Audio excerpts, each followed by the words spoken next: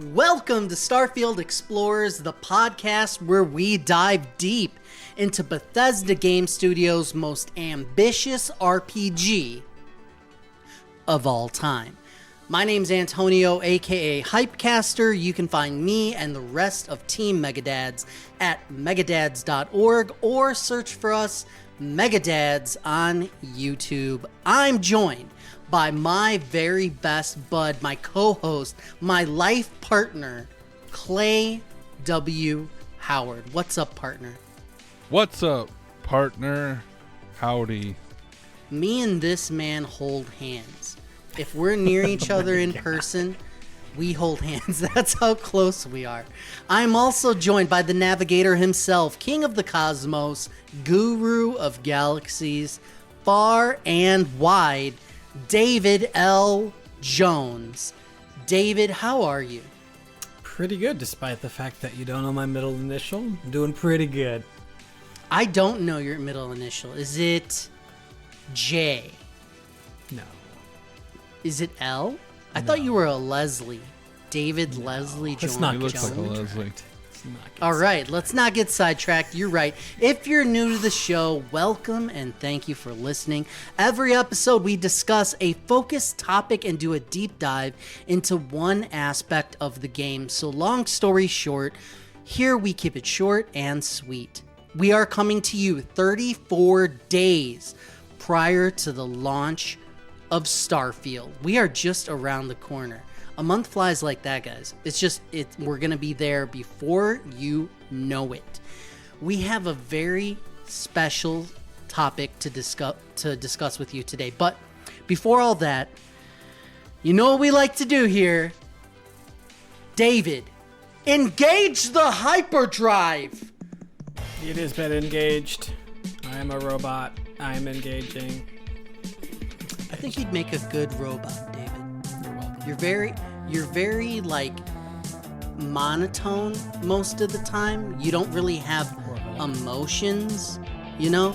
I don't value you as much as like real people. I think you'd fit right in the Android community. That's good to know. That's good to know. The Android community would definitely embrace you. That's interesting. We do a light speed segment every show. It's very quick, get to know you. The question today, which video game world has the deepest lore? I'm going to do a rare thing here, and I'm going to go first. Whoa! If you look at all the video game worlds that came out of nowhere, the one that hit it out of the park was Mass Effect. In the first game, they did the unthinkable. They went from a new IP to a deep, varied, feeling like it was a lived-in world in like zero time. When you start that game, you slowly unlock a codex that was beautifully voice acted, and it starts explaining how human history was accelerated, how we got into the stars, how we came to encounter aliens, and then it starts to get into these like main established alien races that have such an impact on the story of the game and everything that you do.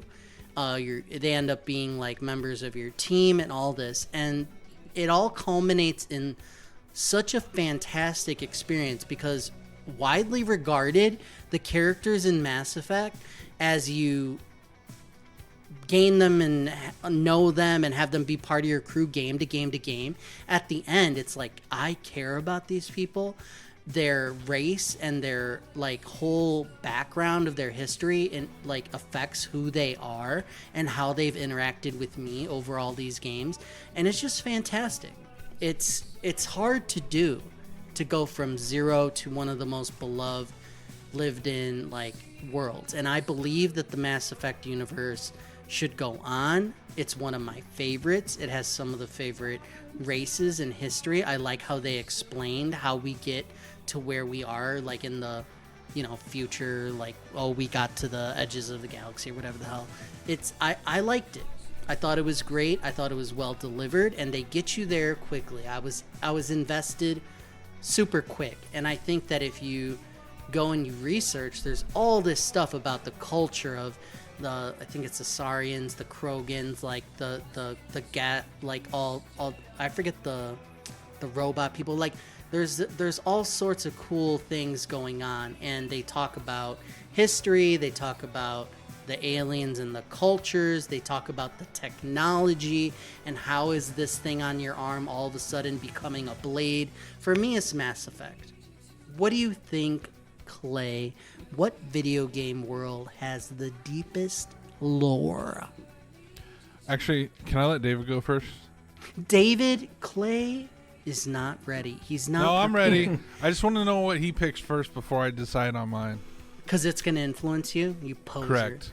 You follow the leader. Well, there's a right answer, and I think David's going to get the right answer, so I'm going to let him. Well, there's David? So I know Clay's not going to pick any of my choices. I kind of want to give a joint answer because there's two of them that I can really Why think do you of. always have more than one answer? Because there's so many things. What the hell is your problem? I consume a lot of media. The first one I want to bring up, because this I feel like was the first time that I actually got into a video game from like, it's what we call a lore standpoint. Like I cared about the world, and that was the Metal Gear Solid series. I still remember printing out an entire timeline from GameFAQs on like an old inkjet printer and trying to like read and learn about it. And I'll argue that that's probably the first time a video game, at least a franchise, because Final Fantasy would always like reset after every game, had like really engaging and deep, thought-provoking world. There was alternate history stuff going on. For the first few games, each one would touch upon a philosophical theme, and it just felt like, you know, this is more than a video game. This is actually like something that's highbrow, and there was nothing else around at that time. But there hasn't really been like a Metal Gear game for a while, and the last one I wasn't a fan of because it was like no story. Even after making the entire series, that was a story. Don't say Metal Gear Solid 5. Yeah. You're not talking about 5. I am talking about 5. You're saying you didn't like 5? That's the only one I didn't complete. Worst in the series. That's another conversation though. But more recently, I think probably the Xenoblade series. The trilogy is absolutely fantastic.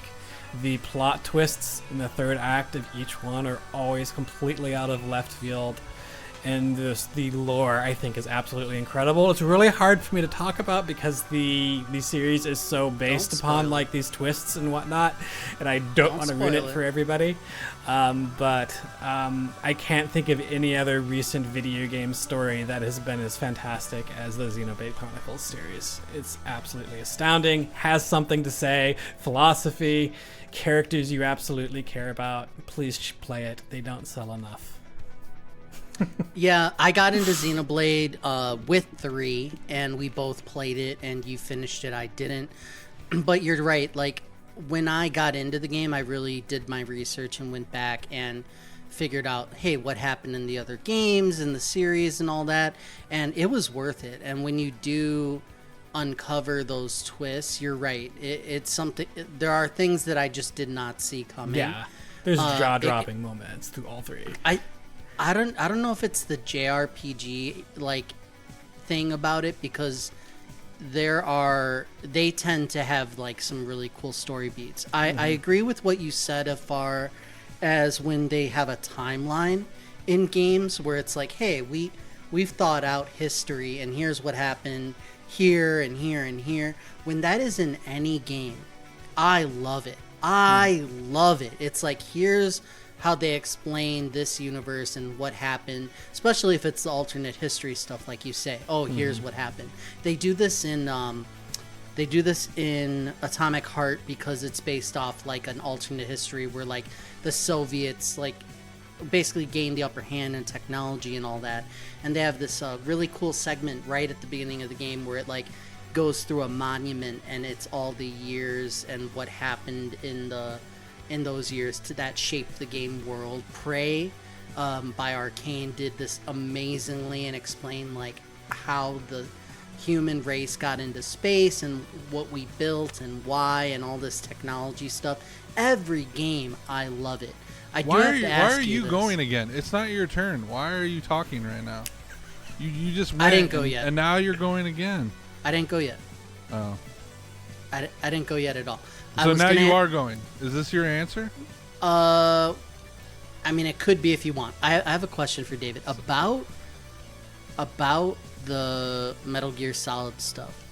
I could be wrong, but I think there's a consensus that Kojima's insane and that nothing actually makes sense. So when you go back and you say, oh, the lore, and you look stuff up, I never thought to look up stuff about Metal Gear because everything was nonsensical. When you look stuff up, did they explain the why about like the really weird shit that happens? Like, why is Psycho Mantis able to do what he does? Why is, you know, Raiden an android? Like, what do you mean about the lore? Like, how I know it's deep and it has political it themes. all fits together. It's incredibly complicated, and I don't think it's not that Kojima's insane. It's just that I think he has unrealistic expectations for his audience, and even like referencing things that happen in the two original games that didn't even come out in America until years later. But there is a very intricate story, so you may argue that it's completely nonsensical at times, but there is logic to it. There's just a lot of supernatural stuff as well. And it's been a while since I played through the old ones, so I'm not entirely fresh on it, but I remember I was like super into it. Like as I said, I was reading stuff on GameFAQs and learning about the timeline. There was plenty of things that showed you how like all the games fit together. And Metal Gear Solid, the PS1 one, as I said, that was the third game in the series, so there was a lot of lore already to go off of. Clay, you have the right answer. Go. I'm so incredibly bored right now. I cannot believe it. And not to mention, you just said that you haven't gone yet. You went first. You said Mass Effect. What are you talking about? You All did right. go first. You're a My liar. bad. You're a dirty communist liar. And I'm so bored by this topic. I don't even want to talk about it anymore. The correct answer is the Elder Scrolls games. They have full books written in their games. I don't want to explain it any more than that. Let's move on. We did talk about that before. Thank you, Clay, for the Honorable right mention to BioShock, 'cause that just popped into my head. BioShock, Ooh, good yeah. stuff. I didn't want to say that one because I've talked about BioShock in the Yeah. last two episodes. So, but great answer. I agree, David. It gets even better once you go into Infinite and like how the well, Yep. I don't want to spoil Yeah, it, but move on. You went twice. Yeah. I've gone 8 times actually, and I apologize deeply to our listeners and to Clay for wasting your time because I am taking away time that we should be talking about our very important main topic, which go. is very recently Bethesda has launched another part of their marketing campaign, which is an anthology series, animated shorts called The Settled Systems. You can find them on the Bethesda website or on YouTube. Search for The Settled Systems, and you're going to see 3 animated shorts. We've watched them, and we wanted to share our thoughts. So why does this matter? A lot of the big games do a little bit extra to flesh out their worlds in ways that are beyond the game. You may see a comic book released prior to release that gives a little groundwork to try to set things up. You may see a podcast. Halo did this really well. Before the launch of Halo, was it 4? They did Guardians, whichever one. But there was a podcast that was like really deep into kind of Master Chief and them hunting him and all this stuff. And it was just really amazing. And all kinds of marketing campaigns exist for these huge games. We watched these and we wanted to talk about them. Now, Edge Runners is another one that needs to be talked about. Edge Runners was the second revival of Cyberpunk, and they have it on Netflix, and it's this whole thing about a standalone look at the world that gets you really hyped for the game. So we wanted to go through these 3 shorts really quick. The first one, which I'll let Clay introduce. Yeah, so the first short is titled Supra et Ultra, and it starts off with basically all 3 of these are set in 3 different cities or planets that you can visit in the game. So this one is kind of based around New Atlantis, and so that's something we saw about when they did their big direct. But starts off with this guy showing up. He's a carrier. He's going to deliver a package, and basically ends up enlisting into what is known as the Vanguard, which I think we already know for sure is something that in the game we will be able to enlist in and join up with, and so it's basically their version of some sort of military, and so it's basically seeing this guy live out his dreams and go from being just a guy, a delivery dude, to a guy flying spaceships. And then later on we see him standing out over a balcony drinking whiskey, looking real cool, getting back in his ship and flying off and doing a bunch of cool stuff. And so yeah, it's pretty straightforward, but it still kind of shows a little bit of what we can look forward to in the game. So I'm glad they did it. What did you think overall of the visual style and the length and the impact of it? Did it hit for you? What did you think of them, doing this type of marketing campaign with these shorts? It was okay. When I see this stuff, I don't get super excited. I think if some of these characters come back and you actually see them in the game, which a lot of people think we will, I could see how that would maybe be neat, just to get kind of a little bit of background on some characters that we might come up against, and maybe we will meet this guy. He seems a little cookie cutter, but you never know. The animation's kind of cool, and it's also kind of bland. I get that you don't want to spend tons and tons of money, and it's partially colored and partially not. It's partially animated and partially not. And so I get it. I get not everything can look like the intro to Kingdom Hearts, but sometimes it's I don't know. I feel like you either go all in or you don't. But it's a stylistic thing, and I appreciate stylistic animation, so I can at least appreciate it. But it wouldn't surprise me if a lot of fans of this game never watch these shorts, just for the fact that certain parts of it are black and white animated, and it's just kind of a little weird. But it's still really well done, and it still kind of sets the scene quickly. With what I noticed in this one, there's literally zero dialogue. They might all have zero dialogue, so they didn't have to get voice actors, they didn't have to do dubbing, they didn't have to do anything. They just put it out. So I'm sure there were some very intentional decisions made with some of this stuff. So.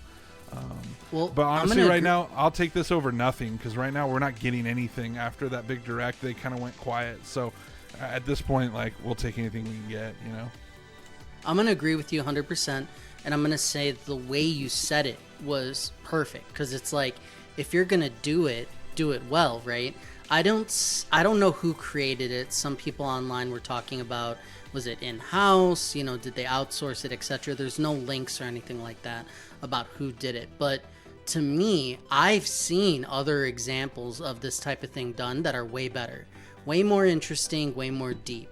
And I think what sticks out to me about all three was we've seen this before. It really doesn't offer anything new. And I think that they must have given these people a very early look at the assets at the very shallow level that they share with us, because they use the New Atlantis skyline, and that's pretty much it.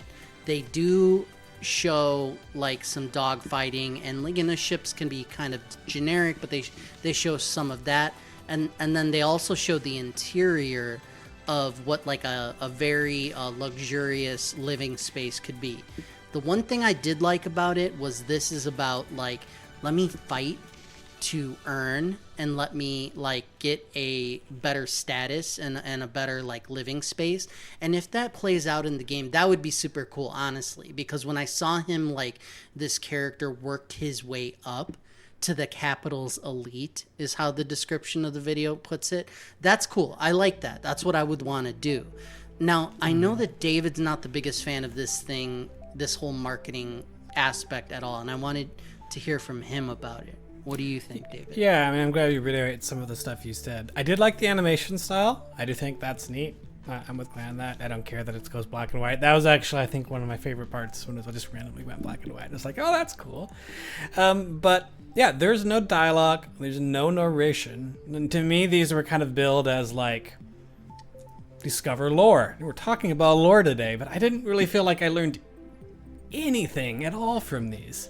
And they're not really like sort of lore dumps at all. To me, they kind of felt like these are just kind of like sort of artistic. This is what it's like. This is what it feels like to play Starfield, and we're going to kind of interpret that through animation rather than actually provide you information. So I don't hate them. It's just like if they're supposed to like make me feel more connected to the world, they don't really. They felt more like commercials to me. Like I said, this is what it's like to be in Starfield. Like I could see them like cutting bits out of these and turning them into like commercials to air on network TV. And I don't know if that would be very marketable because some people just don't like animation. But you know what I get what I'm saying? Yeah, no, 1,000%. You're spot on. The second one is called Where Hope is Built. Is about this person who's lost their family, and to me, there's like it's very shallow. They're looking to repair their ship. They end up saving someone from being, assaulted or killed, and then they get the piece that they need and they blast off the planet. This is Vanna, an Alcala City orphan of the famous Colony Wars. So the one aspect of this one that was cool is they flash back to the moments of violence in the Colony Wars that took this person's parents away. The Colony Wars has been hinted at as a thing in the game, and I'm interested to learn more, but I'm afraid that it's going to be used as kind of an excuse why there's fewer people around. Like there was such a cataclysmic loss in population that this is kind of why the populace isn't so like dense in different places. I'm not sure if they're going to go with it that way, but I thought that was, not very interesting. Yeah. If you don't, I'm sorry, go ahead, Clay. No, I was gonna say the only thing I thought was interesting was the mechs that we see in it. That war, took place, looked to be very mech heavy, but we haven't really seen any functional mechs in the gameplay for this. So we're pretty much under the impression that there won't be drivable mechs in this game, any kind of vehicles for that matter, outside of our ships. And so, yeah. but you do see them in the trailers, kind of broken down, part of the scenery kind of thing. So I at least kind of found that interesting, kind of gave off some vibes. But I thought it was interesting that it was like a very important thing that they used, but now they don't use it. Why don't they use them anymore? There's some questions there that maybe we could have some interesting lore that they bring up in the games that maybe would answer some of those questions. I mean, let's be real. If there's two paths and they're like, let's explain away why there's no mechs in use. That could be, that could be the easy way out, the less interesting route. But I mean, wouldn't it be cool if like they hint at these mechs and we see more of them later? I mean, that's what I'm really hoping for with the game in general, that they go the hard way, not the easy way out, and that they just give us the unexpected and the really cool. That's what I'm hoping. Clay, could you tell us about the last one? The hand that feeds? Yes. Yep, absolutely. The hand that feeds. This one takes place once again on a different planet. I believe it's they mentioned it's a water planet. Neon, I think is what the city's called, like Neon City or something. But it takes place with the two characters that are in this one. Ocean Planet, Pleasure City, I guess. I don't know. So Neon maybe is the planet and the Pleasure City is the place. Definitely giving off some strong cyberpunk vibes, but basically these two individuals are out creating crime. They're stealing stuff and plundering and being bad guys. But then at one point they end up coming across this guy, and they the dude, he ends up pulling a gun on him, and he's like, let's just kill this guy. But the other, I assume she's a chick, is like, no, we're not gonna kill. And so they end up getting a little tussle, and she takes the gun from him, and they go their separate ways or whatever.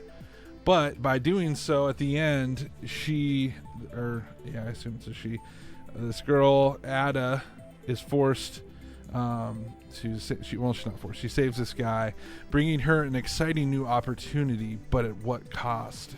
It says. The all-seen, I can't even pronounce this, Ryujin Industries, which is kind of what this, they have like these little red cards, and she gets a pistol, and she basically ends up working for Ryujin Industries. And so Ryujin Industries is another faction of sorts that we are fairly confident is going to be something that we can work for in this game. They don't seem like the best dudes, so it's probably going to be some more shady practices if I had to guess. But once again, it's I don't know if they're out doing hits or what exactly they are. I don't know if they're like a crime syndicate of some sort. Maybe somebody knows. I don't know. But once again, just kind of showing off that there will be choices in this game, good versus evil, working, certain decisions that you make will affect, people and how, whether or not they allow you entry into their thing, something like that. So it's a decent little one. This one's even maybe a little more straightforward than the other two, if you ask me, but still pretty cool. So I like this one the most just because it showed a location that was more appealing to me. As far as like in the beginning they show, Pleasure City, it's called neon, and there's like all this crime and pleasure and all this stuff going on, so that was good. But I think the whole point of it was, like you said, getting the point across that we're gonna be doing quests for factions. It'll be your choice to befriend them or not. I mean, all of these are super short and they have no narration. They're open to interpretation. But I think what they were trying to say is like, you can't hurt that guy. He has this symbol, and you shouldn't hurt them because they're powerful. And then the one street rat person protects them and then ends up getting an in to join the organization. And it's like, I'm guessing that they're hinting that this is the type of thing they want to do storyline or side quest wise in the game. So I'm open to that. I like it. I think that the evil corporation or the shady organization, whatever it ends up being, could there's just a bunch of possibility there. It's a blank canvas, and I'm open to it. Overall, I do want to know, do these 3 shorts, does this anthology get you more hyped to play or not? David, what do you think? I think they're neat, but they don't do anything to make me any more hyped to play. Like, the actual game does that.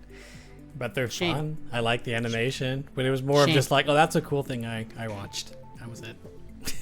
Clay? Maybe just slightly. I think hopefully knowing that these might be characters that we run into in the game, and then we would know a little bit about them, could be interesting. Or just seeing some of these factions that we might get to be a part of was kind of cool, but not over the top excitement, I would say. I think it was a meeting and they're like, we need to do this something. What should we do? We'll make some videos like super short, they'll be animated, and they're like, oh, you know what, they have to be even shorter, and you know what, they have to be like in development super early, and we don't want to give away too much. So here's your little tidbits of like what the game is, so you're not factually incorrect. Here's some sketches, and that's all they were given. To me, like, very poor experience all around. I don't think it was even worth doing. And they're not terrible or anything like that, but I'm surprised that because, and this is what scares me, it's like, I'm hoping it's not an indication of anything else. Let's just have this be a marketing thing that full effort wasn't put into.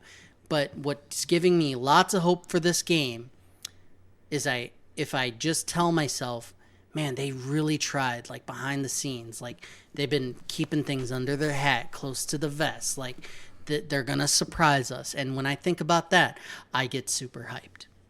Thank you for joining us. I do want to mention that we are now on with the places that you usually find your podcasts. So if you go to Spotify, we're there, baby. You go to Apple Podcasts, we're there. If you search online, Starfield Explorers, we're there. And please tell a friend. Now, I want to share with you guys, I didn't tell you this before. My brother is super hyped about this game, and it's because I was like, hey, I'm doing a podcast. I shared it with him. He's like, what? And and I guess it was literally, the marketing did not get to him. He was very surprised at the existence of this thing. I guess he's busy with work and other stuff. He's like, are you serious? Then he started going down the rabbit hole, and he got excited for this game through us. So I was actually super surprised. And he listened, so Daniel, shout out to you and all your friends that you shared this with. Thank you for doing that. We appreciate it. You can find our social media presence on Instagram/Threads, because X or Twitter, whatever the fuck happened with that, it all got fucked. So we're on Instagram or Threads, so find us there. Starfield Explorers. Thank you so much for being here. We're super close. Can you taste it? Clay, can you taste it? Oh, I can taste it. Like, David, is it on your tongue? I don't think so. I don't think it's on his tongue. Yeah, sure. Okay, great. We'll see you next time. Thank you for joining us on this journey as we travel through the stars.